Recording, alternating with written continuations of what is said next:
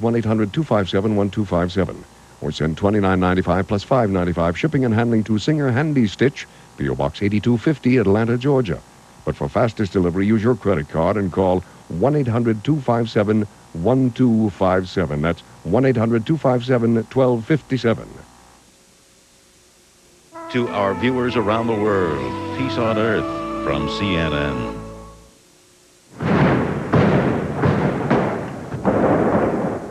There is no peace on earth in the Republic of Georgia. Heavy fighting rages between the government and opposition forces.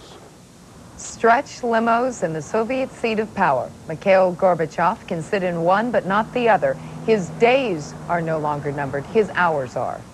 At the Vatican, the head of the Roman Catholic Church urges the world to remember the reason they celebrate this holiday.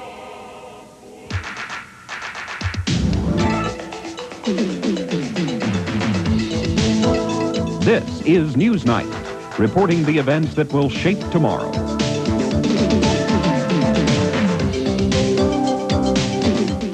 Hello and welcome. At the CNN Center in Atlanta, I'm Rick Moore. And I'm Susan Rook. The scene, the candlelit St. Peter's Basilica in Vatican City. In his Christmas Eve Mass, Pope John Paul II urges worshipers to remember the importance of the birth of Christ. During the service, the pontiff prayed for world peace and Christian unity. At least 10,000 people filled St. Peter's Basilica. Millions more watched on television. The Pope says the birth of Jesus will never lose its freshness or significance, and God will always play a role in the life of mankind.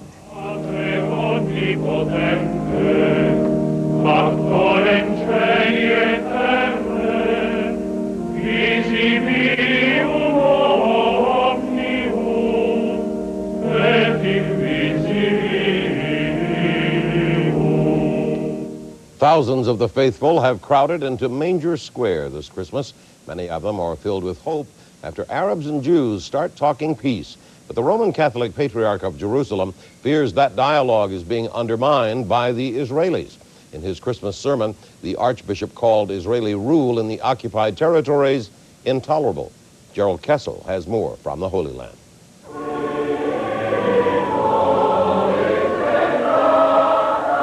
The strong comments of the Patriarch came as the midnight Mass was observed in the Church of the Nativity in Bethlehem, the focal point of the Christmas celebrations in the small hillside town where Jesus was born and where Christianity has its roots. Bethlehem's Christmas celebrations had gotten underway in familiar manner, with the Patriarch's traditional procession into the town from his base in Jerusalem. These last-minute holiday greetings may not arrive home in time, but they have been sent from the right place on the right date. Pilgrims were moved by the experience of being in the historic town. I'm not sure if the spirit is something that you can see out there, but I hope that I feel it within myself. Overall, however, Christmas cheer was kept very much in check. Israeli troops and police strongly in evidence to maintain security, and townsfolk, in line with the Intifada struggle, keeping public festivities to a minimum.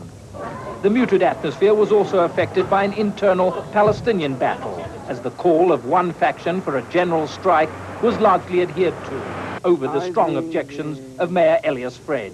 Those who called for a strike today, threatening the shopkeepers to close or damage their shops, have committed a serious political mistake.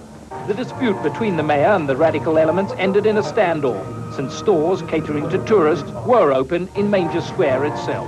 While the mood is subdued, it is very different from last year. Then, everyone in the region was anticipating war. Now, people are at least hoping for peace. A spirit voiced by local Palestinian Christians. There is hope of peace for this. And before, it was not this hope. This year is better.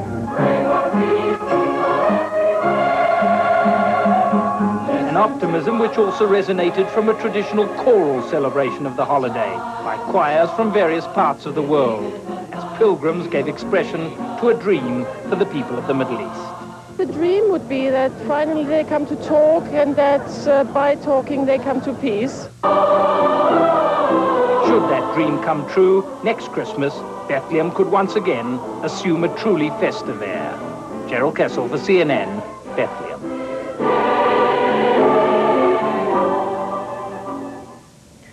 And just in time for Christmas, the Pentagon decides to give thousands of military personnel a bonus of sorts. During Operation Desert Storm, the government overpaid nearly 200,000 people. That put the Defense Department in the hole about $80 million. Well, normally, those who receive extra money will have to return it, but the Pentagon has decided if it's less than $2,500, just keep it. That's good news for them. Christmas carolers sing about peace on earth, but not in Soviet Georgia.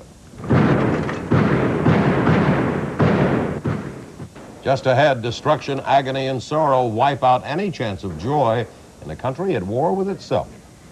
The Christmas spirit is also struggling in Yugoslavia, where people who used to live side by side now trade bullets. And later, some out-of-work New Yorkers got dinner for yucking it up about unemployment.